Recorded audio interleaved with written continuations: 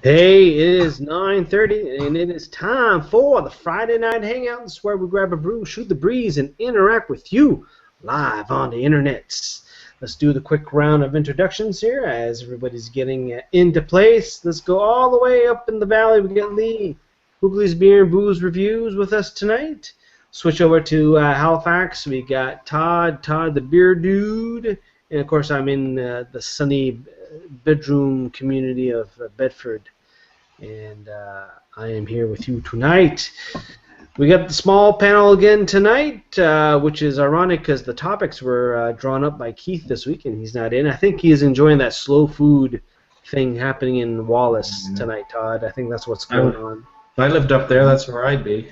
Yeah, exactly. Well, you know, hey, something on the community calendar.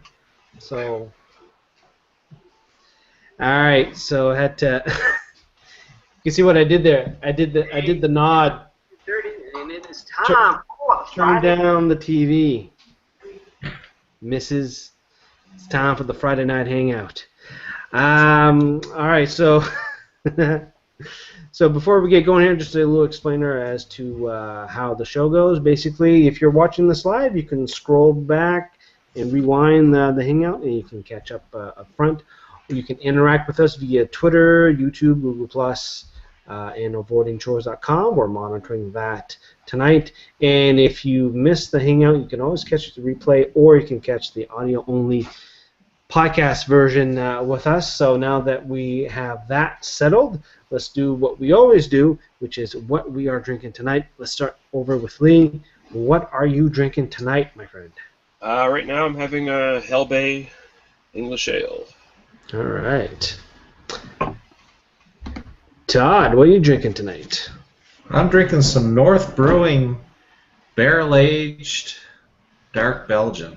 What? How long that has been sitting in your fridge? I don't know. It's been there a while. A while, yeah. Yeah, tonight's the night. All right, good stuff. Crack her open. And no, Jocelyn, it's not yours, in case you're watching. Listening. I still have Jocelyn's up in there. Well, now that you said so, I think I'll be coming over to your house and getting me raiding your fridge for some North Brewing. I got the Garrison, the test batch. This is their test batch IPA, 3459. I think I agree with you, Todd. I prefer the previous test batch, which had a little bit more of the citrus fruit to it. A lot of hops in this one. I was gonna pull out the home brew again tonight, but I had a little adventure with my home brewing, my kegging adventures, and when I pulled the tap, there's a lot of foam coming out, a lot of air. I'm thinking, oh, already empty? Seems kind of quick. I know I had Todd and Keith over the other week, but still, there should be lots of room left. So I couldn't drink it. Yeah. Dozed off, yeah. Well, I untapped the keg and took the gas out and tried to open it up to see how much, see what was left in the keg, being my first keg. And last week I complained about how it was the head retention. It was the thing was overcarbonated. It was overcarbonated, but how much overcarbonated? The tank was full of head foam.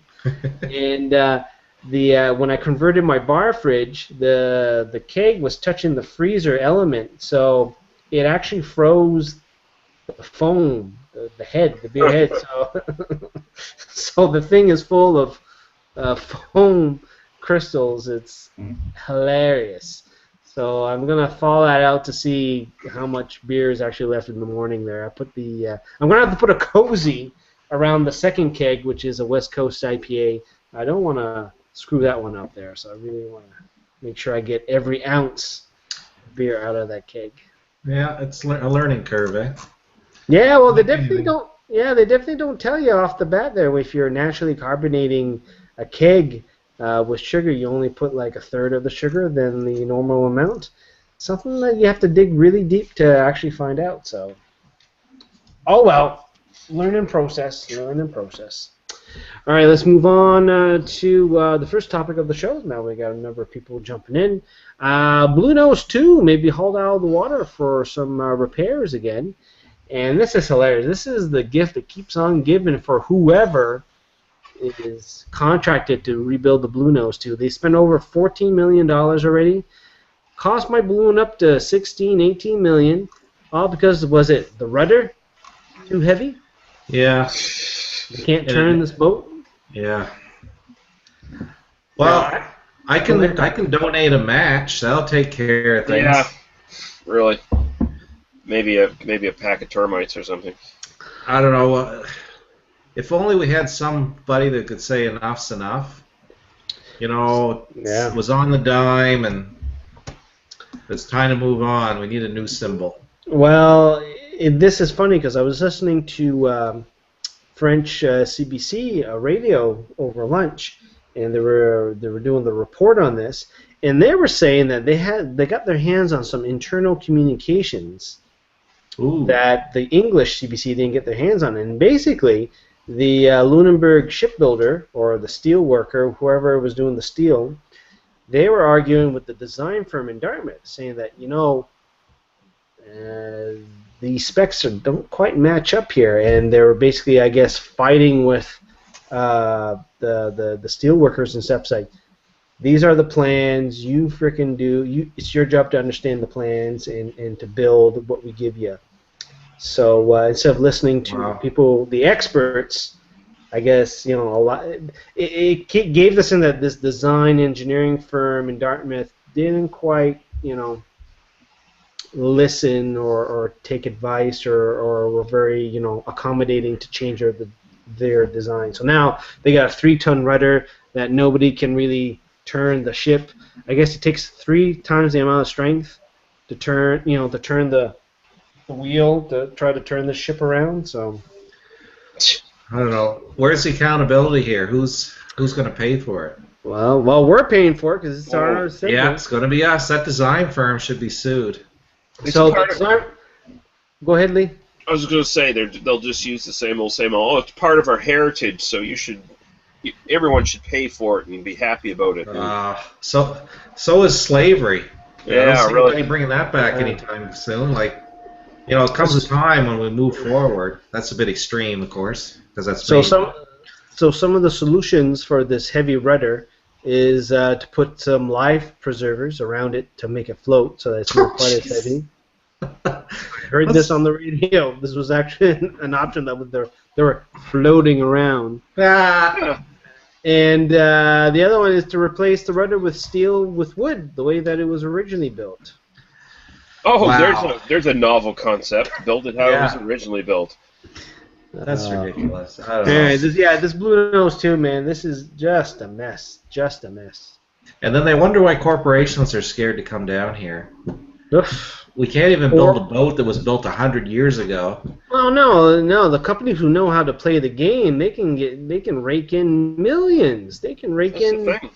They can get the gravy train going for years because it's 3 years overdue or whatever it is to have this ship in the water, and this company is just I think the original budget was $8 million. I could be wrong here, $8 or $11 million. Yeah, up to 14, right. And somebody's saying that it might be up to 18 million once it's all said and done. Somebody's making some money off of this, right? That's the thing. Not me. The people building it, the politicians involved are all pack of damn crooks. They just can keep it going. It's basically just a money pit that they can keep siphoning off of. Yeah, exactly. Trying to sink it, make a diving place for divers to go. They'd love something like that. Make it an undersea exhibit. Here's the wreck of the Blue Nose 2. Can we have coral take over the ship if we sink it? Yeah. Can we do that that's here? What happens. It would look better. We have cold water coral here. All right, there we go. Perfect.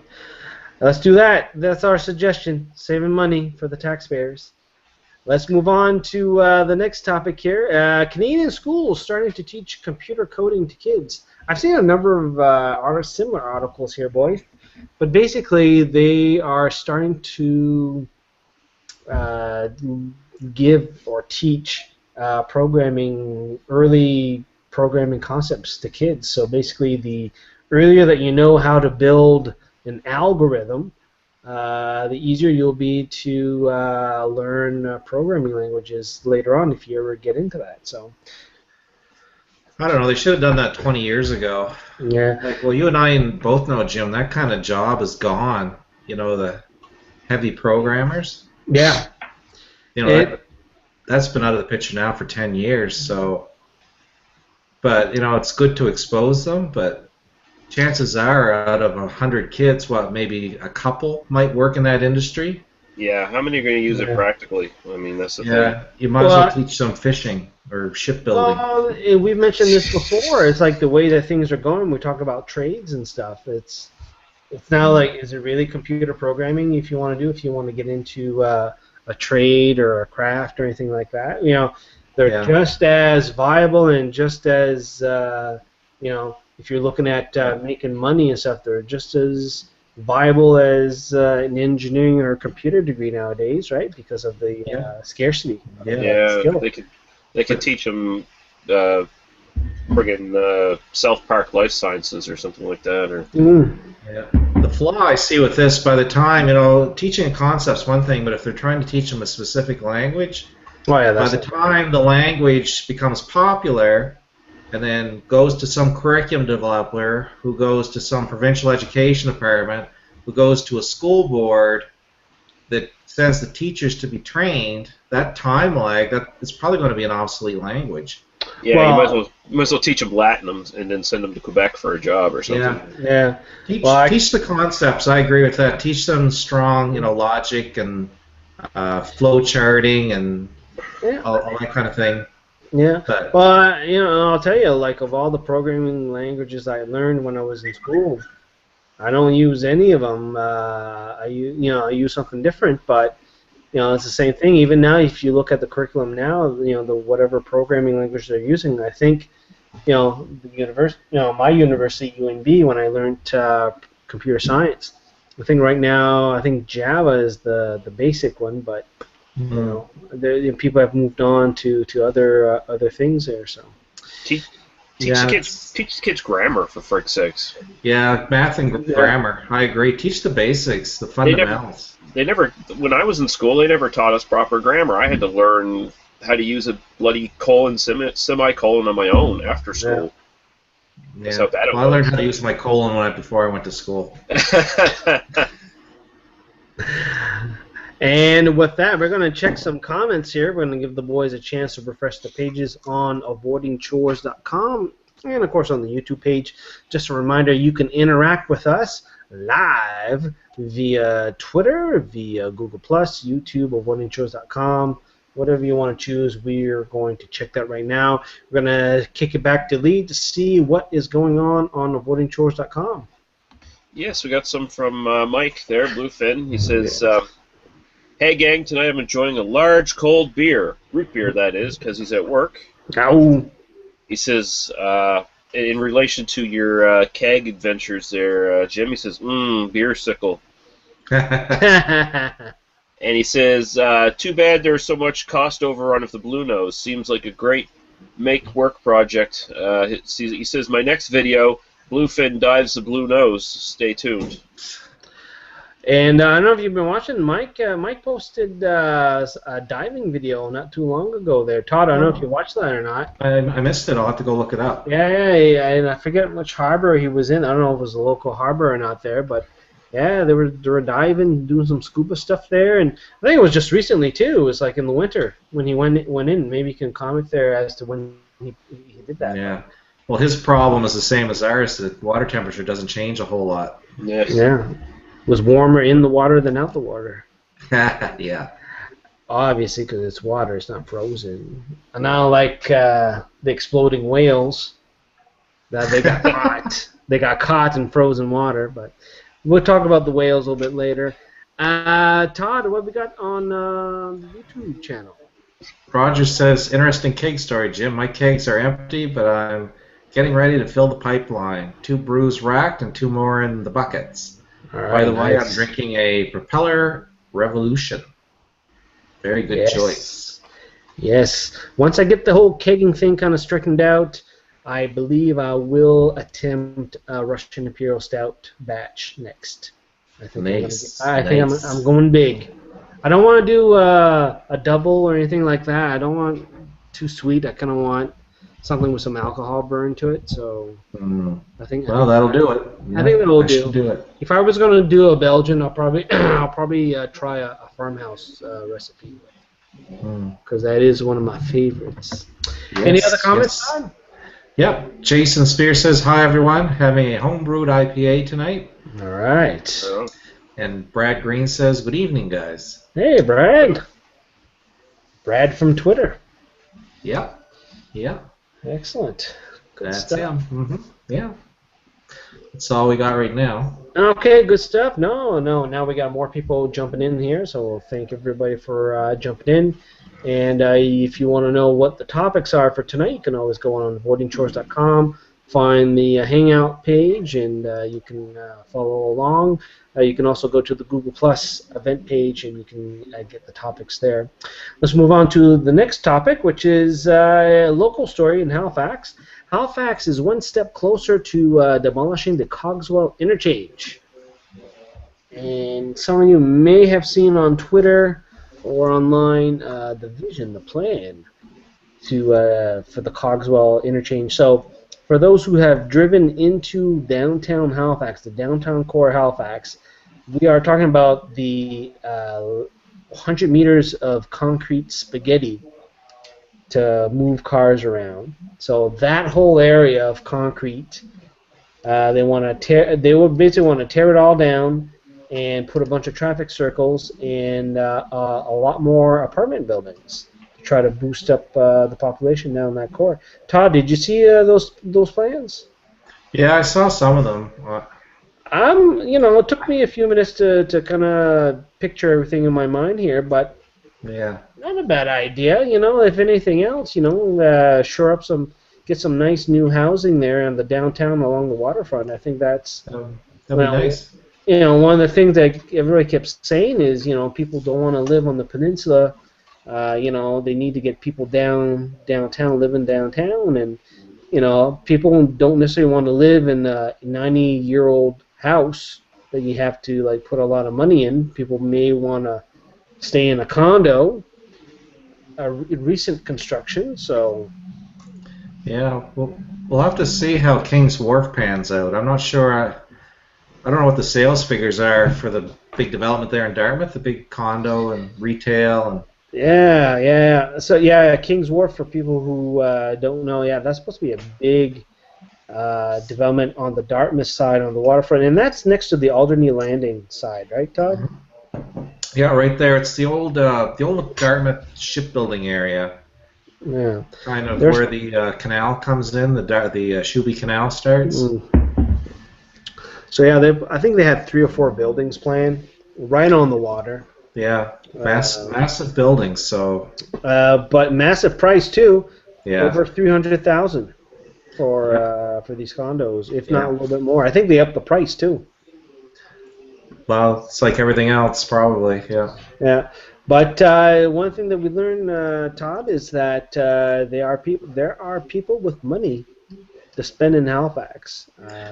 We think some of these subdivisions are building up, where they're asking $350,000, $400,000, and they're being snapped up, and we're asking who has this job to afford this house. I wish I knew. I'd like to get me some of that. Yeah, well, look at the Larry Utek area. I don't think there's anything under $400,000. I know a friend of my wife just bought a home for almost $700,000, and it's a typical thing. It's a big house on a postage-sized lot. That's just it. Lot, so postage. $700,000. Postage, and we went through a new subdivision last week with the missus, and it's postage size lot, which is I think a 1/4 acre, maybe a little bit less. The house is exactly in the middle. You get the equal amount of lawn in the front and in the back, which is like maybe 10 feet, a length of a car basically. And you're talking about big money, big money. Lee, you're up in the valley. What do you think about all this nonsense that we're saying about money and housing and stuff? Like, are we like in La La Land or something, or like? I'm just wondering if it would cost all that much to renovate the Blue Nose too and to turn it into a houseboat, maybe. Well, they sold Shannon Park for like a third, wasn't it, of its value? Wasn't a lot.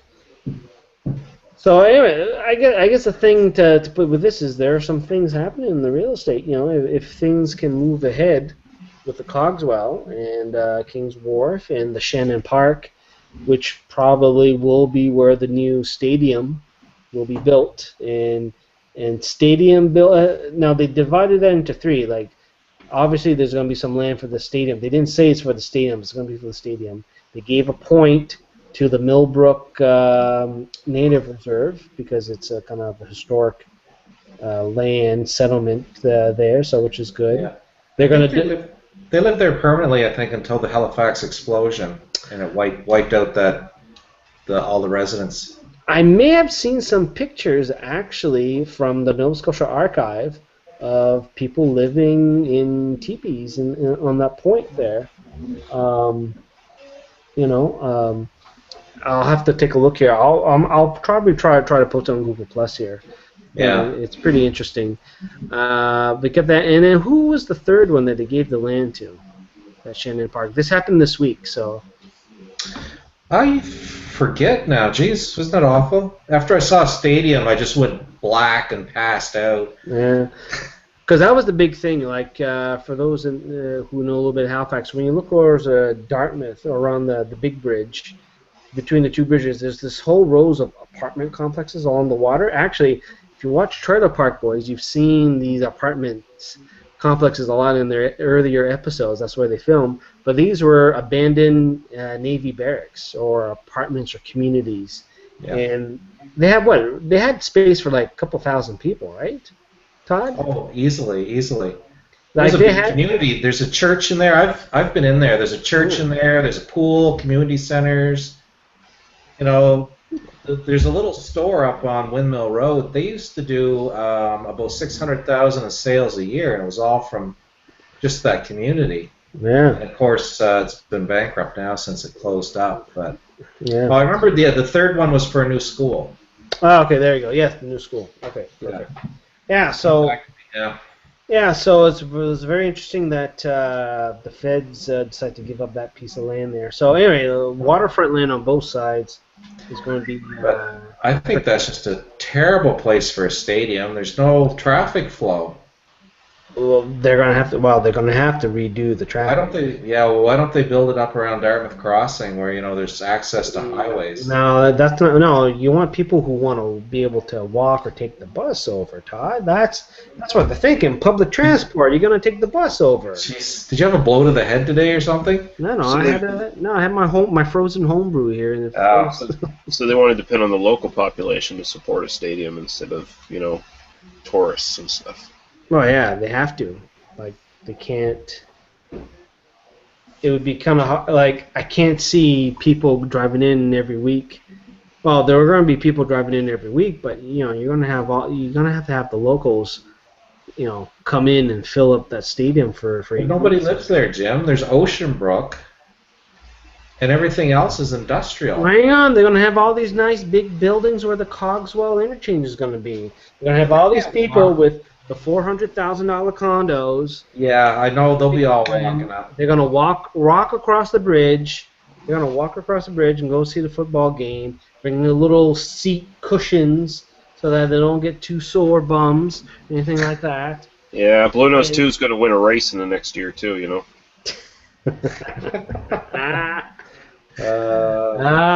Friday night hangout, kids. This is where we grab a brew, shoot the breeze. Interact with you. I noticed some tweets here that popped up here.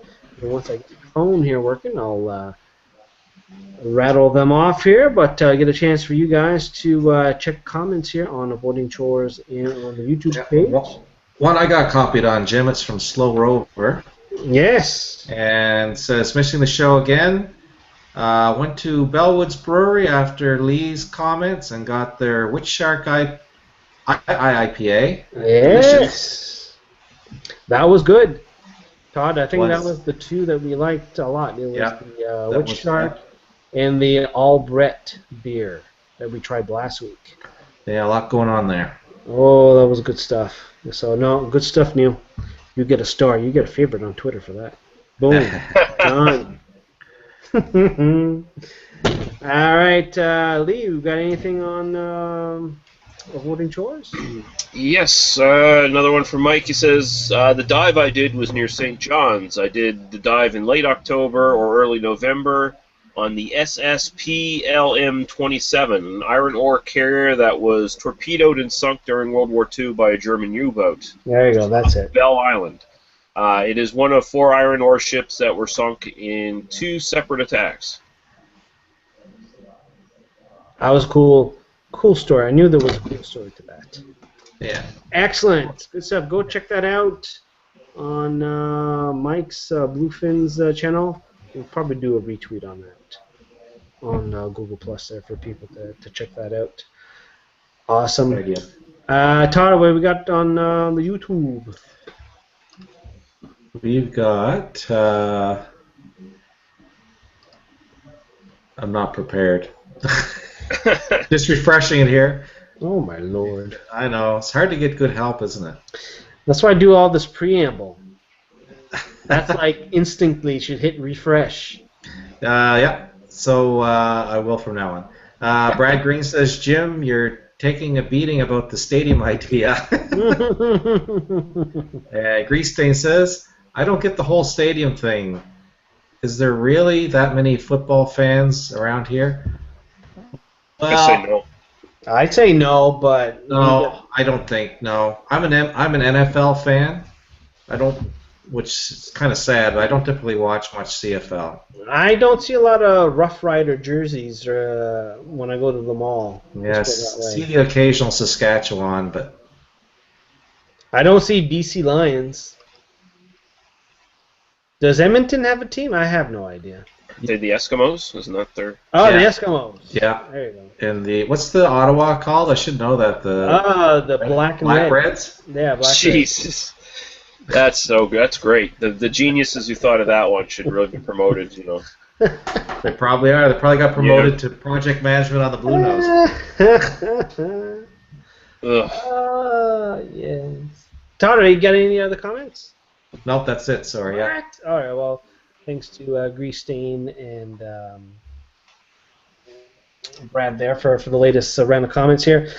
Easy as that, folks. You can comment via Twitter, Google+, YouTube. Todd, we're going to do one more story. You want to do your Maritime Beer Report after that? All right. I can be ready for that. Be ready for that? Okay. There was some news this week, right? In beer? Well, yeah. There's always news of some sort. Sometimes not a lot, but... Man, we're getting to that point where there's stuff happening every week, though. Yeah, pretty much. I think this is probably one of the first weeks in many that we did not have a brand new beer release from any of the breweries. You think about it, right? No. A few of them are brewing new ones, but they're not out yet. Yeah, exactly. So, all right, we'll do one more story, and then we'll do the Maritime Beer Report. Let's see here. Oh, well, this is beer related. This is good. Budweiser. They had a rogue blimp flying over New Brunswick earlier this week, which they say it's a blimp, but it was that red light. You know, that red light thing that you can order at home. You know, it's a hockey goal red light. Yeah. Traditional with the cage. I have one of those. Yeah, so they had I don't think it's working, though. Yeah. I bought it for the Toronto Maple Leafs. It hasn't gone off in weeks.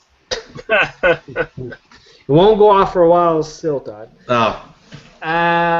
So this thing was huge. It was like 40 feet or something like that. It was this humongous, they had it as blimp form, and they were in Fredericton doing whatever promo Budweiser does or Molson does in Fredericton. It got untethered, and it started floating away down to Sussex, down to St. John. This big Twitter thing that, they spotted the blimp. Oh, no. It got annoying after a while because I'd go into my email and it'd be like 40 emails about that friggin' blimp. Well, the worst part is I am just shocked that there was nobody from between Fredericton, Sussex, and St. John that didn't shoot that thing down. It is Budweiser. All they should have shot. Didn't use that as target practice. Or they all of a sudden they're like, oh my God, Budweiser. You know, they're like all kneeling to the sky. Funny you answered.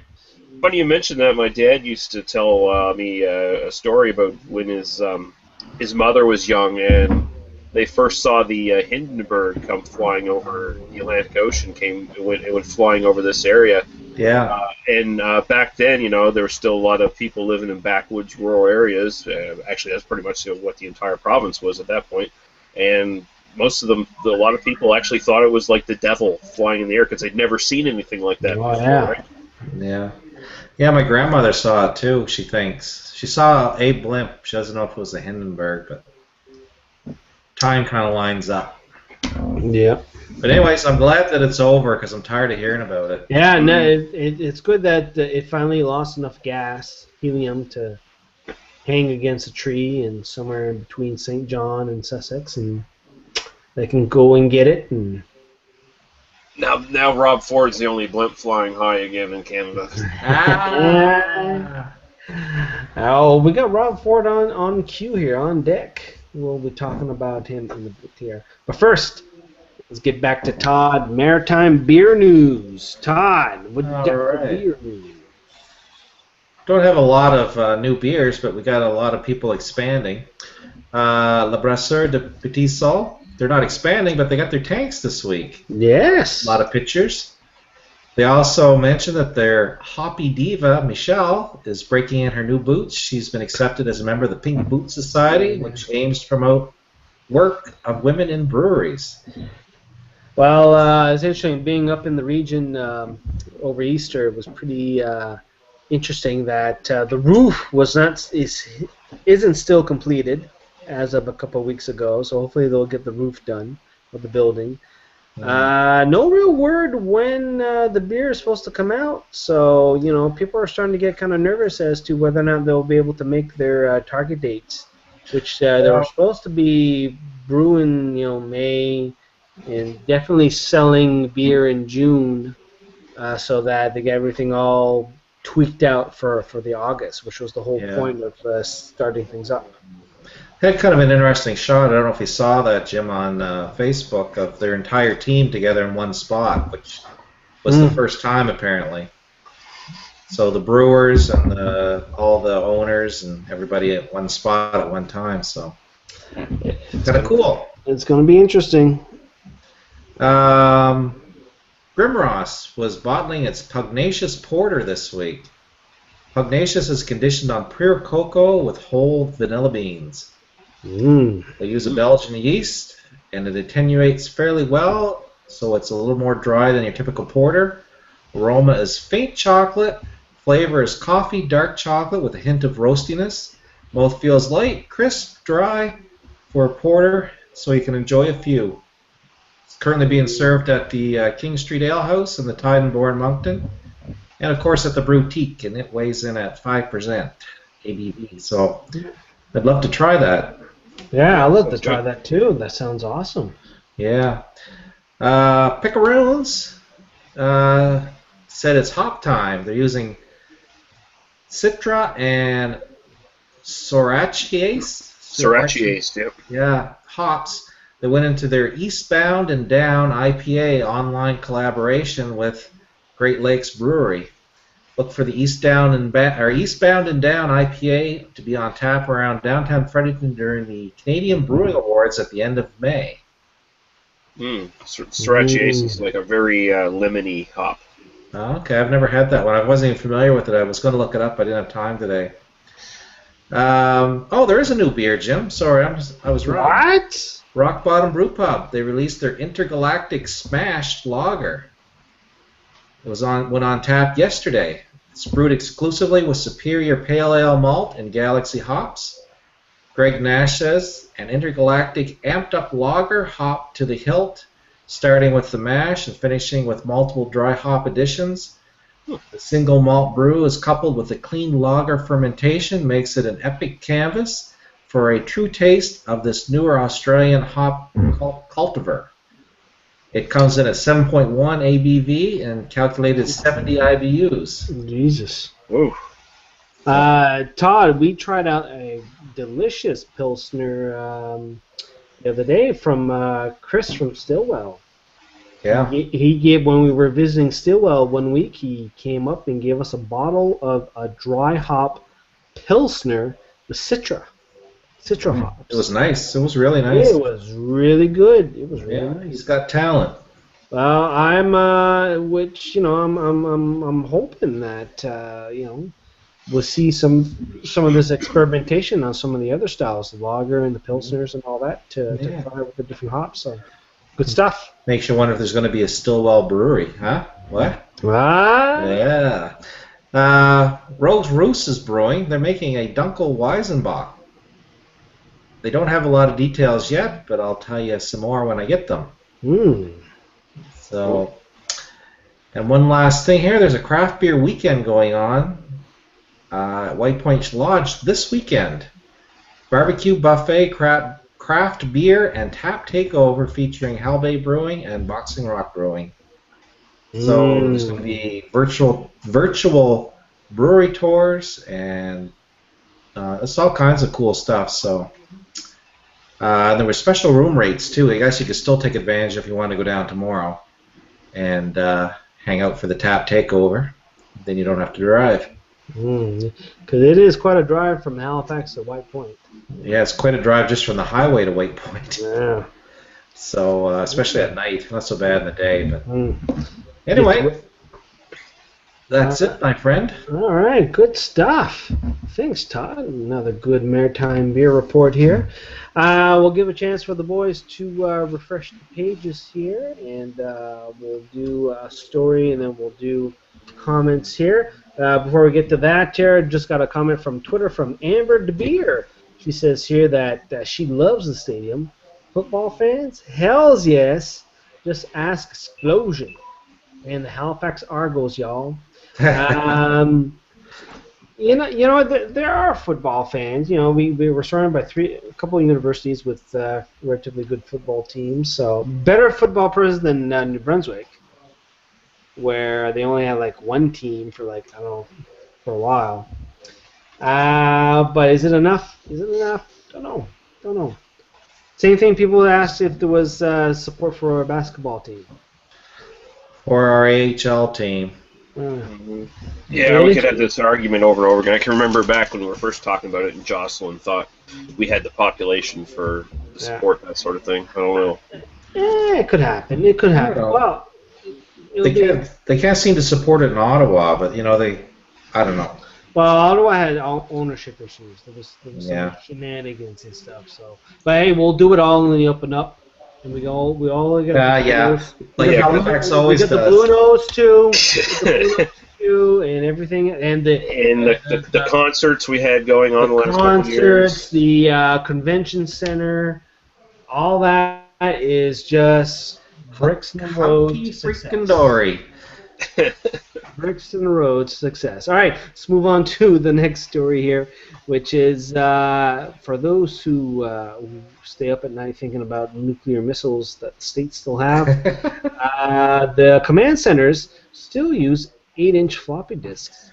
Where the hell do they buy them? It's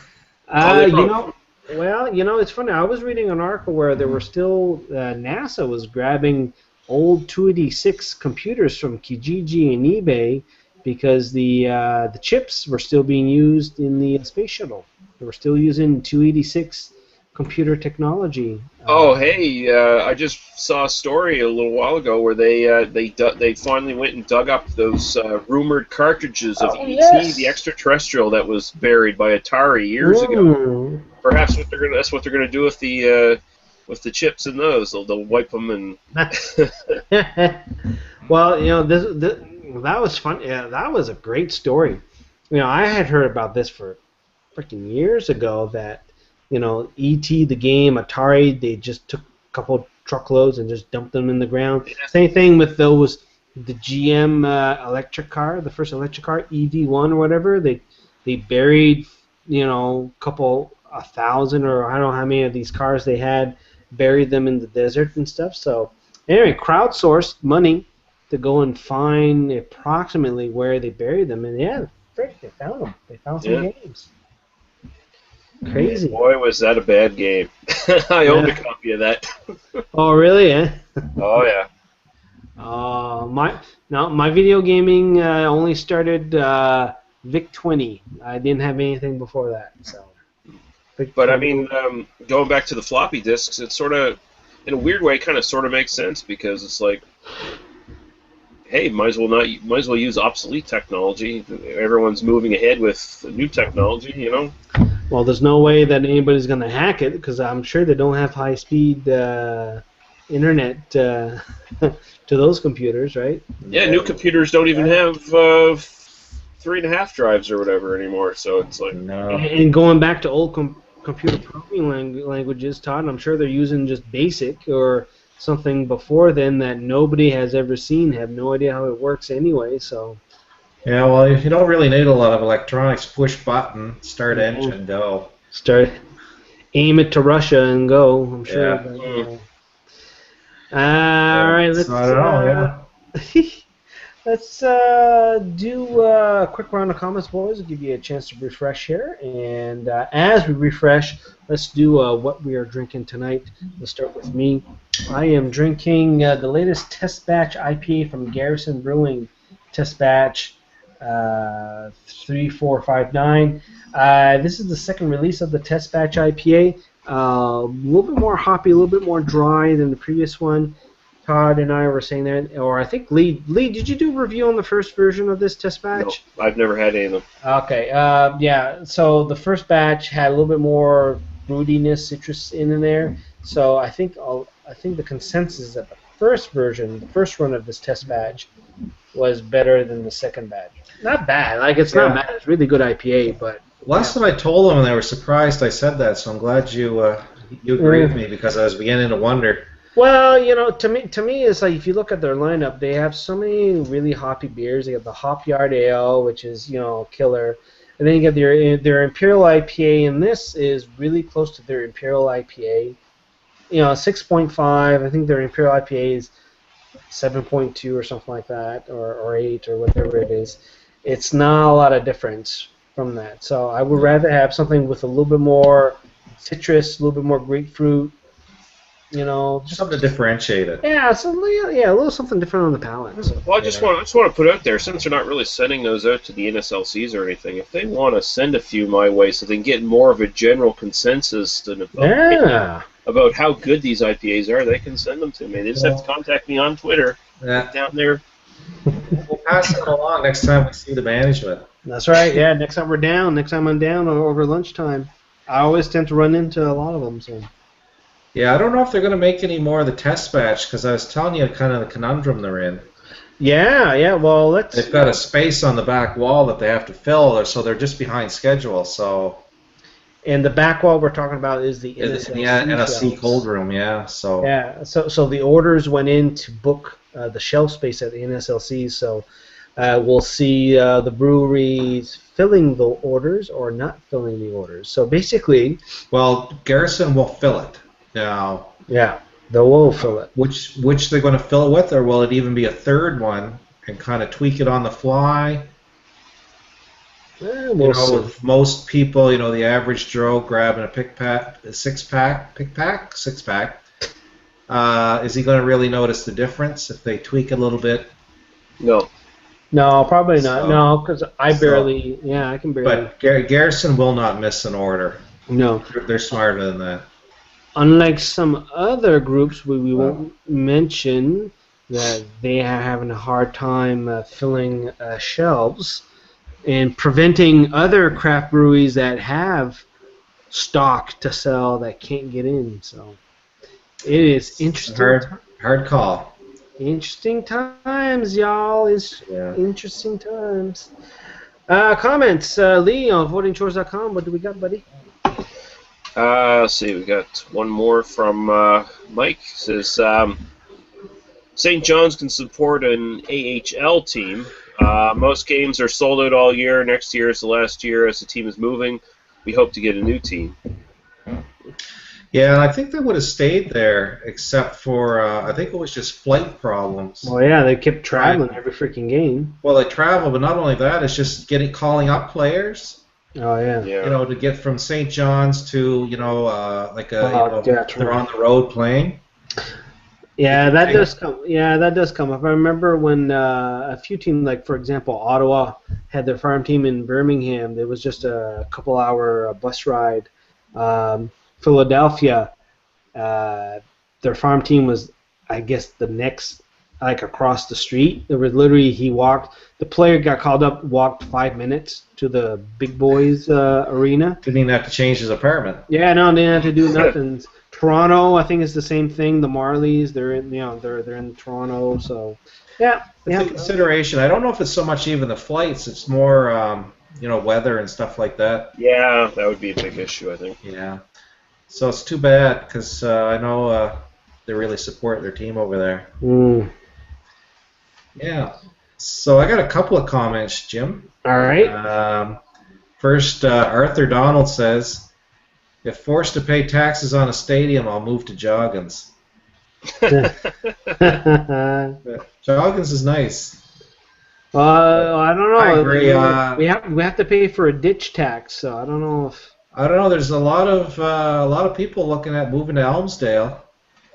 You know, you got kind of the benefits of the city, but you're out of the county. Yeah. You're up in what's the county? That's Hants, isn't it? Yeah, East Hants. Yeah. East Hants. So, just saying, HRM.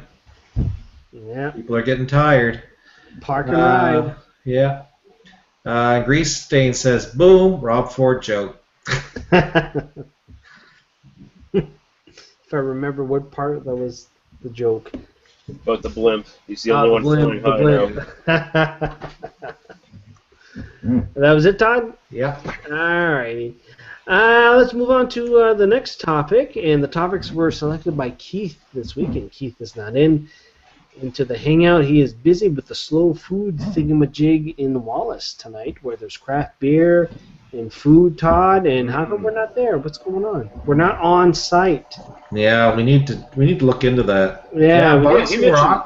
Yeah, he mentioned something on Twitter about a Boxing Rock truck. It was like, you son of a bitch. Yeah, Boxing Rock's up there. I think Big Spruce is too, aren't they? I'm very disappointed that Boxing Rock didn't stop by to pick us up.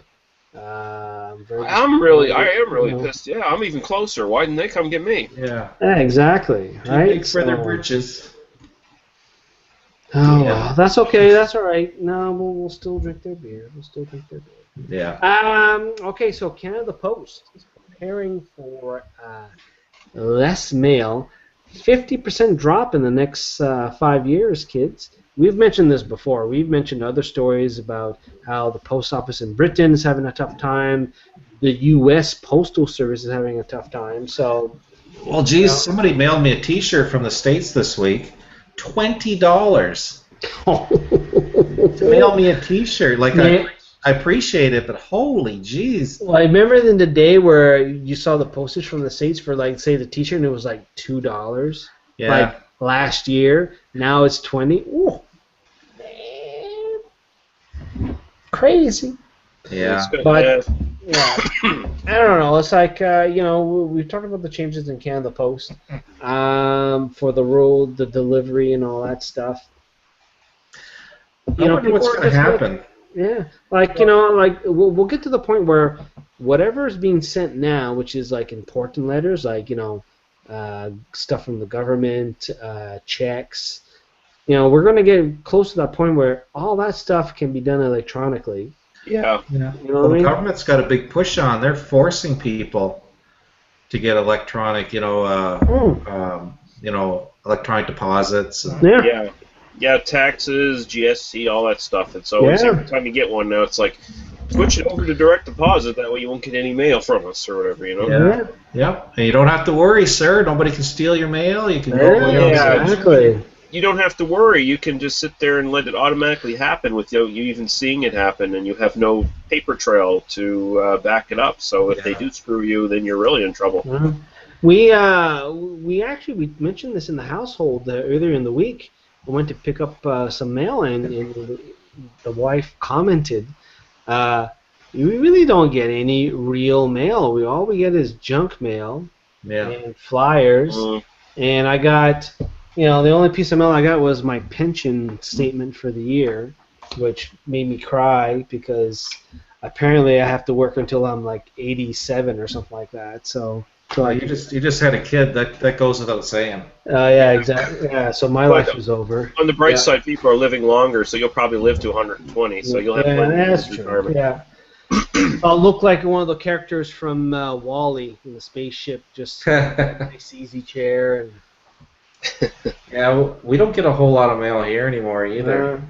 No. Like, it's funny, as I was sitting in traffic, not moving, I was there on my smartphone with my banking app, and I was just paying my bills, like 1 minute, 2 minutes. For tapping. My bills are done, and bills are paid, and I look at my balance, and it's like, I need a new line of work. I need to add some zeros to this because this is not good. Yeah. I went to Saltscapes last weekend, and you can tell who they're catering to. Those big glossy flyers. They push them in your hand. Yeah. If it was younger people, they'd be giving them business cards with the web address on it or something like that. Say, but they're still pushing the glossy flyers. But it's used to call, and they would, we call for information. They said, "Well, let us mail it out to you." Now they just say, "Here's our address or our web address." Website and here's our website. Yeah, makes sense. It just costs too much. I mean, when's the last time you got like a Sears Christmas catalog or whatever? Yeah, the gift book. Yeah. We don't get the Sears underwear catalog anymore. It's so depressing. Dang. No have bathroom. to go look at people's windows. Yeah. No more bathroom reading. Yeah. Next topic here: the judge orders NB Liquor to rethink their agency outlet decision. Okay, so in summary, a convenience store / gas station up in Hanwell also applied for the NB Liquor agency outlet. So if you've been in New Brunswick, any small town, you go to the convenience store, NB Liquor has a little storefront there. And anyway, this family who's been doing gas bars and convenience stores for like 40 years got denied for the area. I believe there's radiuses and stuff like that. Anyway, their radius got awarded to a company in Moncton. Yay! So they appealed because they're like, nay, Moncton.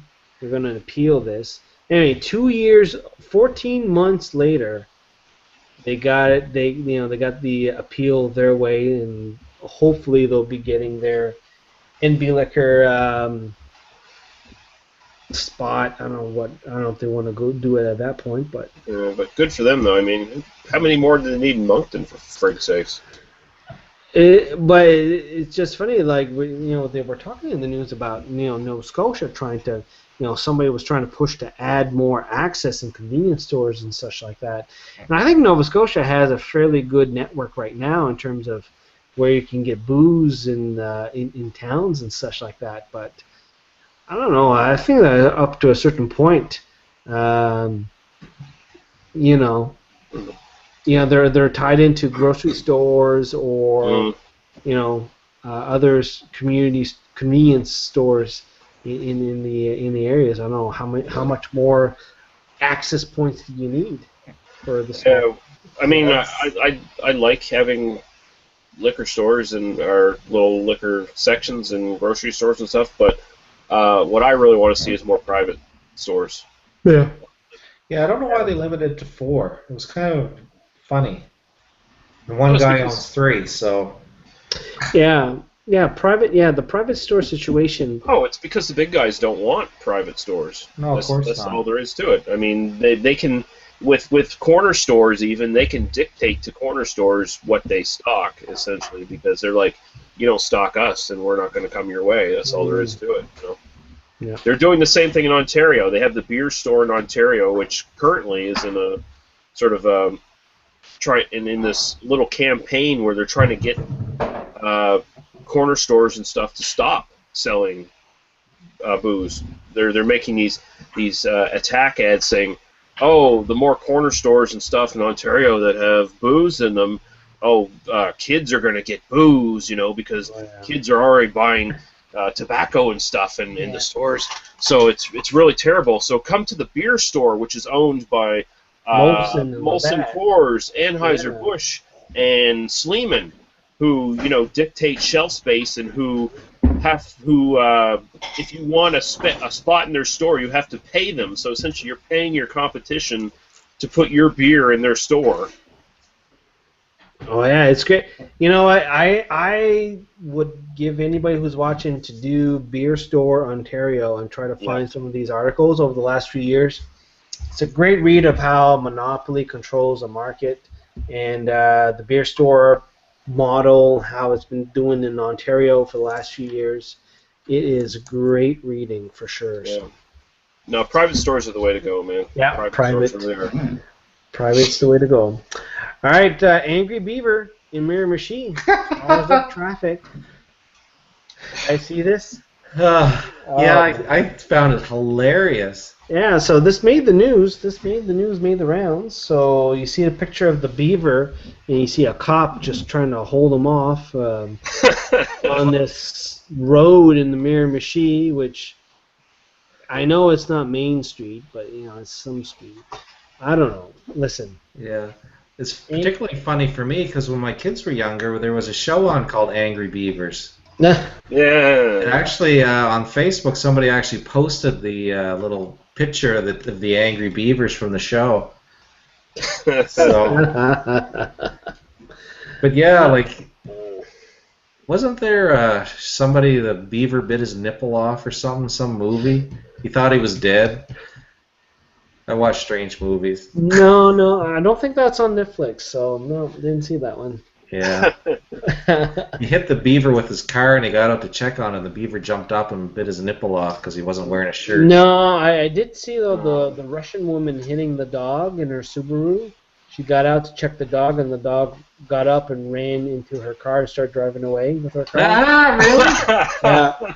Actually, it was pretty good because the dog was trained to lie down and just whatever optics or whatever, but it was actually well done ad because we're used to watching these Russian traffic cams, right? Cam videos, and there's this woman driving down this dark road, and all of a sudden this dog just jumps in front, and you thought, oh, she runs over it, and she backs up, and the dog's there, and she turns around, calls her cell phone, dog gets up, jumps into the car, and just drives off. It's hilarious. Yeah.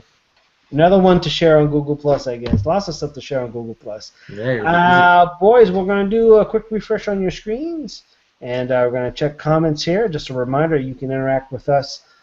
Twitter, a few people have done that tonight already. You can also do Google Plus, YouTube, and avoidingchores.com. We're going to go to Lee here shortly. Here he is checking the avoidingchores.com comments. And what do we got? Anything new, Lee? Nothing new here, nope. Okay. Todd, what have we got new on the YouTube page? Should have some new stuff. Well, yeah, we got some new stuff, of course. Roger says, I like the first test batch too. I still have one of each. Maybe you could do a deal with Guy in Kingston. There you go. He says now he's on to a St. Peter's. Yeah, good stuff. The more I'm trying out St. Peter's, the more I like it. Yeah, it seems to. Yeah, I agree. Yeah. Greastain says I'm currently looking at heading to Elmsdale myself. I lived in the city for 3 years. It wasn't for me. Yeah. I'm south of Hubbard's for now. I'd like to be closer to Cape Breton. Wouldn't. I'd like to live in Nyanza. That'd be close to Jeremy. Yes. Yeah. Brad Green says I get bills and junk mail. Yeah, it's about the same with me. That's it. Most of my bills are electronic now. Greastain says every payday I reconsider the chance I've had to become involved in low-paying illegal business opportunities. Even if I get caught, three meals in a bed and free roof and bed does not sound that bad some days. And you got cable. You got cable TV on top of that, yeah. And all the sex you can handle.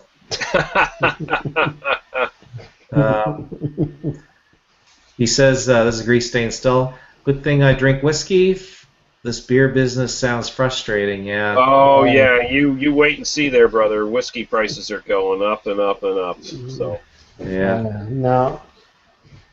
So, and he says, NB had the angry beaver, and a dead porcupine caused a traffic jam in Nova Scotia. Big week for maritime rodents. Oh yeah, that's right, the porcupine. I don't know if I heard that. Yeah. Was it? That was I saw that on Twitter. It was on the 118, heading out to Dartmouth to the highway there. That's a 4-lane. That's a big. Yeah, but there was something. Yeah. That's a big porcupine. Yeah. It was one of these things that was happening on Twitter. You can see all the tweets that people were doing, and obviously it was when I was like working, so I wasn't quite on the ball there, or didn't have my coffee. But I think that was Dartmouth. I think that was the 118. I think I'm pretty sure. But we'll have to do a search for that. But it's good stuff. But anyway, thanks to Grease Stain for the comments there. You know what? A lot of stuff is happening in Elmsdale. Todd, we've been up there a few times. Yeah. All I need is a Canadian Tire, and I'm in. Yep. Well, I'm sure they're going to expand something out there. Yeah, well, they got the Sobeys, and they got the Superstore, and they got Curly's Portable, and they lost the KFC though. Oh, that's okay. And the hunting stores up there. That's okay. They can buy shitty chicken at Sobeys. I can confirm that. Yeah. But it tastes so freaking good, especially when you're drunk. It tastes so watery. Yes. Oh, I bought some Montreal bacon from Meadowbrook Farms today. So it looks like bacon, but it has a lot of Montreal steak spice on the ends there. Oh yeah. It looks pretty tasty. I did a little dish tonight. I had to quickly throw something in the oven. Took some chicken thighs, boneless chicken thighs, some broccoli, some carrots, mushrooms, a little bit of onions, and some salsa. Jeez, that sounds good. A little bit of salsa and just oven roasted all that stuff. Came out pretty good. Need a little bit of tweaking though. I think I put a little too much of the salsa in there just to get some flavoring there. But anyway, I think we'll experiment a little bit more with that. Then I put the bacon, and then I put the bacon on top of the chicken. So it was Yeah, I had a long chat with them at Salscapes. They're nice people, and their pork jerky is so good. Really? I haven't tried that. Best jerky I've ever had. We'll have to try that. Parks Canada gives entry fee exemption to 130 property owners. For those who don't read up on how our national parks have been established, the case in Nova Scotia and New Brunswick, at the very least, is that we just expropriate land and screw y'all. We're making a park. Eminent domain. Yeah. So if you look up the history of Kuchibugwak, that's definitely a land issue. But Kijimakujik too, we had I believe it was 21 families that were still living around the area where Kijimakujik National Park was established, and they just basically kicked everybody out. And people had cabins and stuff, and hunting lodges, because before it became a national park, Kijimakujik was a hunting lodge. Rich Americans would come up and spend a couple of weeks at the hunting lodges and do canoeing and hunting and all that stuff. And it looked like Dirty Dancing. People would drive up to all these little cottages and stuff, but instead of dancing and playing golf, they would shoot and canoe and hunt stuff. Picturing Patrick Swayze with a hunting cap on. I would challenge anybody to go to the Nova Scotia Archives online site and do a search, the image search, do Kijimakujik, and see what you come up. It will blow your mind. Anyway, so because of that, they had to kick out a lot of people. and they're basically telling people that you can come back in and that you don't have to pay fees, which is a nice gesture. It extends to the families, and I think 2 generations down. So, if my grandfather got it expropriated, I can still do it free or something like that. So. But them great grandkids, screw them. Yeah. Exactly. Yeah. Well, odds are they're probably just teething, so they don't have a job. They pay anyway. So why did it take them 50 years? Like, what is this thing? I don't know. I don't know. I read a couple articles. They don't seem to explain why all of a sudden, hey, we kicked these people out. We burnt their cabins to the ground. Now they can come in for free. I don't get it. I don't understand what's going on. Maybe because there's no one around who can legally sue them anymore or something. I don't know. Well, there was one woman. She was 12, I think, when they took their land. Now she's like 62 or something. And they're not quite. What was it? 1960. She's in her late 50s anyway, 60 years old. So now they're saying, come in the park. Yeah, great. I'm sure that's a big relief for her. Oh, everything's better now. Yeah.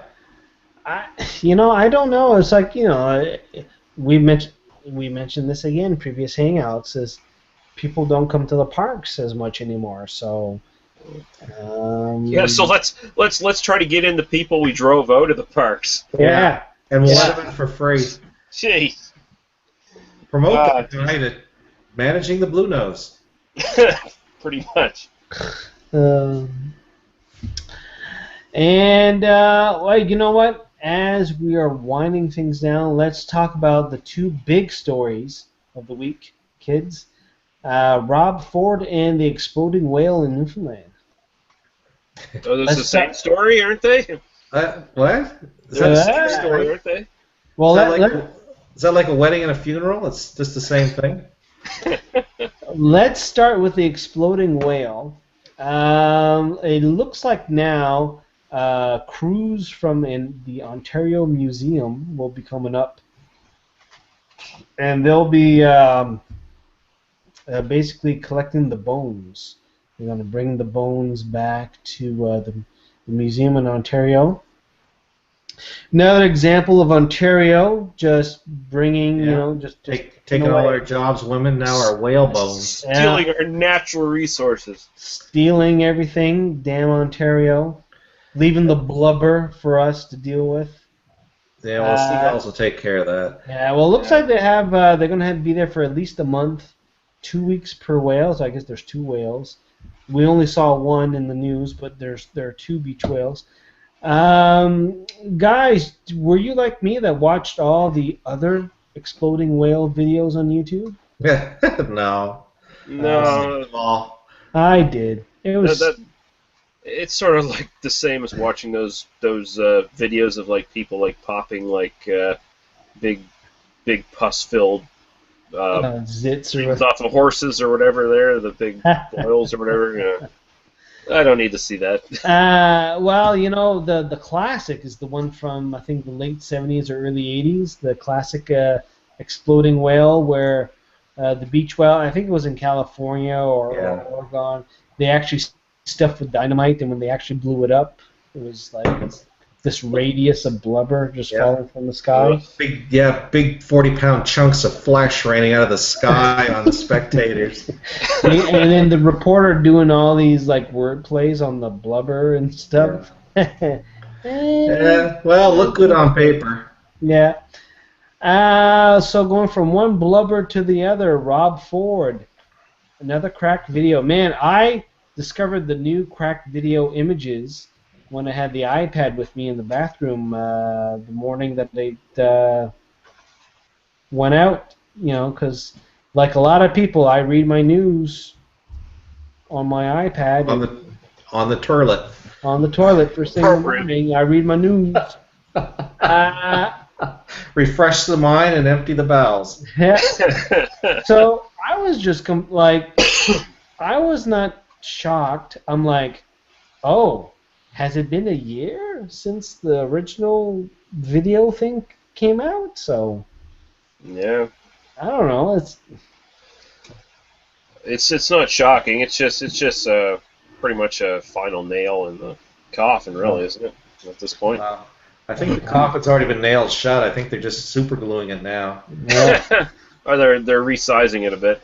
But apparently he met up with Justin Bieber in a club or something. Oh yes. Canada's two bad boys. Yeah, the club. And I think Bieber said that asked Forbes if he had any crack on him or anything like that. He's down. He took that Ford, you're a gangster, yo. Yeah. Here, have some syrups.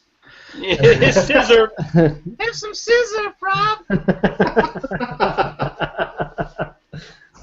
So I guess he didn't like that he hid in the private room and drank heavily, being laughed at like that. So.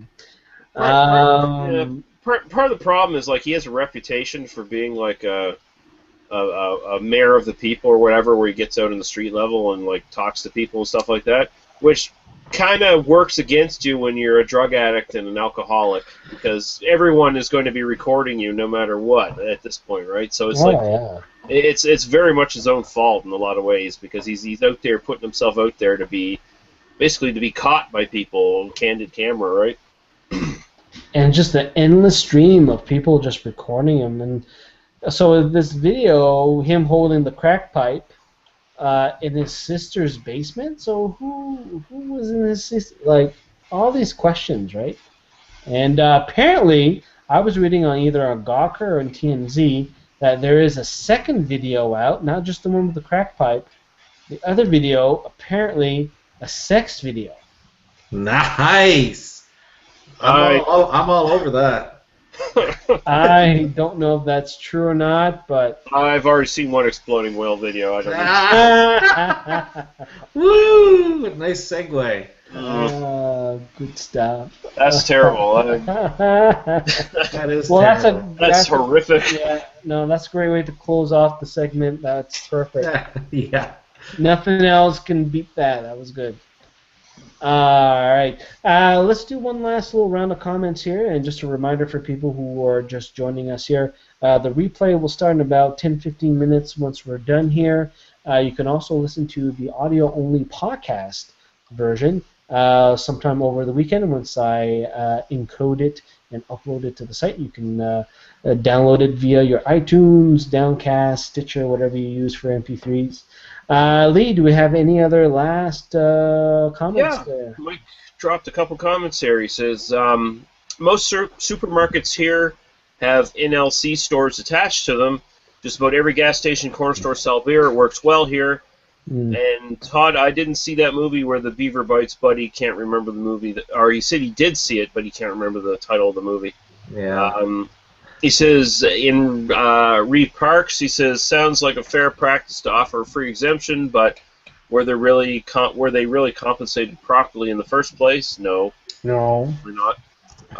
He says, funny thing with the whale story, people in the communities just wanted to get the whales taken away. Now that Ontario wants the whales, the communities want to keep them. Weird. Yeah. And he says, great show again tonight, gang. See y'all next week. Take care. Have a good one, Mike. Thanks for calling. All right, yeah, have a good one, Mike. Todd, what have we got on the YouTube? We have got Stuart Grandy says, on to my second Vickers Cross. Very nice. Nice, Stu. Nice. Yeah, good choice. Grease Stain says, lucky for me, I'm not terribly picky about my whiskey, Lee, and I always have Fireball. Yeah, I always have the homemade option. Push me out of the market, and I'll just make my own. Well, that's a good policy. Yeah, really. Not going to do anything for the families that got the boot out of Cape Breton Highlands Park. As I recall, they booted out entire villages. Yeah, they did the same thing in Kujabaquak. Yeah, Kujabaquak and Fundy and... Yeah. Yep. Yeah. So I guess they changed their policy now. Now they're just going to buy the land as it comes up available. They're not gonna kick people out of their homes, basically. Yeah. Stuart says he's going to Meadowbrook and Bad Apple tomorrow. That's a nice trip. Yeah, Bad Apple. That's fun. Go, Stu. Greenstain says, I've seen a couple of videos of whales pooping in the past. BBC and Discovery Channel shows about the dissection of whales. Looks interesting, LOL. Not sure why this was even a problem. A handful of fishing boats could have pulled the whale out to sea as soon as the ice cleared. Yeah, exactly. Looking for a payout, I guess. Looking for economic development and tourists. Yeah, well, normally they bury them. Like I know up at Mount Uniacke, they buried a whale there. You know where the hothouse trail starts? Yeah. They drove up there and they buried it for a couple of years, and then I guess everything gets stripped off, the bones, and then they put it into I think it's in the Natural History Museum here. Really? Yeah. I don't know how they strip the flesh off bones now. Well, the ground here is very acidic, right? So, yeah.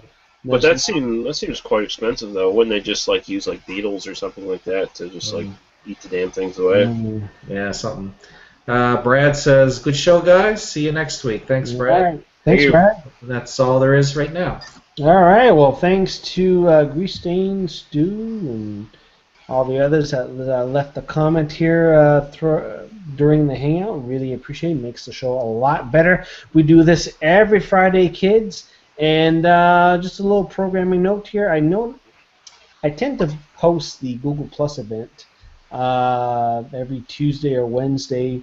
But I think what I'm going to try to do is just post the next month of the events, and then just build the topics from that. So give a chance for people to add some topics here. So if you see all of a sudden in Google Plus, or you see a whole bunch of invites for a whole bunch of hangouts, you'll know that's what that's for. So anyway, Lee, you got anything to plug this week? No, I'm still I still got a few videos from the Albino Rhinos Fest to put up, review videos, and of course everyone else associated with that also have videos. So if you go to Facebook and look up the Albino Rhino Beer Review or his beer festival, you'll find all those videos linked on those pages. That's a good spot just to go to find everything. So if you're interested in that, go there. All right, sounds good. I added a whole bunch to my watch queue there. I've been noticing the thumbnails kind of look the same there. I see.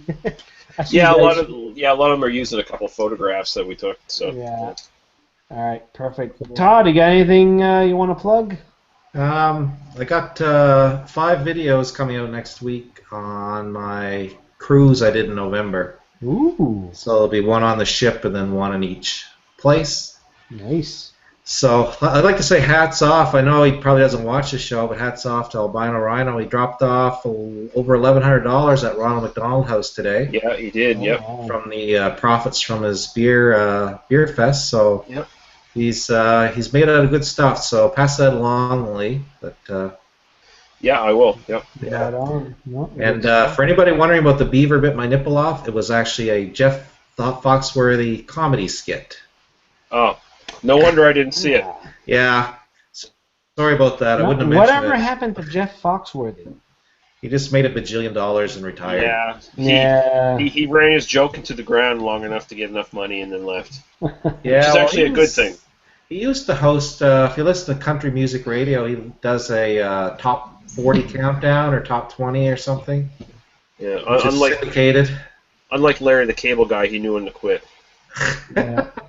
Well, he just changes his voice to his normal voice. Now he's some other character now. So yeah, I think I don't know. Barry, but he does have a real voice, like you know. Barry the telephone guy. Yeah, same with Larry the Cable Guy. He's not a redneck at all. All right, kids. That's about it for us tonight. Thank you very much for watching. Thank you very much for commenting.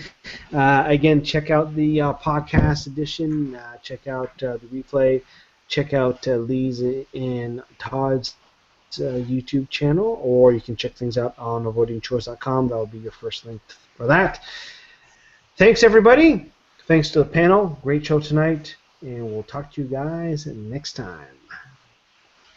Bye. Goodbye.